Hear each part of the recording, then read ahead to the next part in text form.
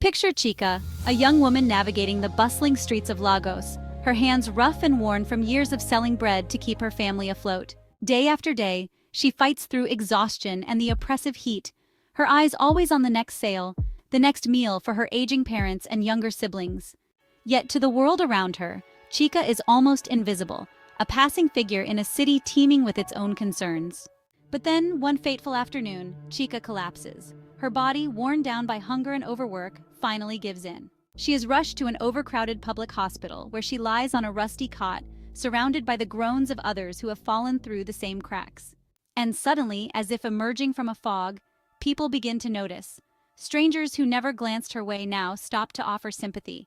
Relatives who disappeared years ago suddenly appear, their faces filled with guilt and worry. Neighbors who never knew her name now speak of Chika with an urgency that feels almost theatrical. Where was this outpouring of care when she stood under the scorching sun, trying to earn enough to make it to another day? Where were these concerned voices when she needed a kind word, a bit of help, or just a moment of recognition? It's as if suffering must reach a breaking point, a spectacle of despair for humanity to pay attention. Chika's story reveals a grim truth.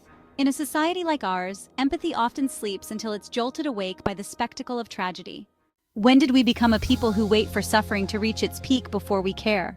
The real crisis is not just the poverty of Chika's life, but the poverty of our own humanity, an indifference that moves only when the drama of suffering can no longer be ignored.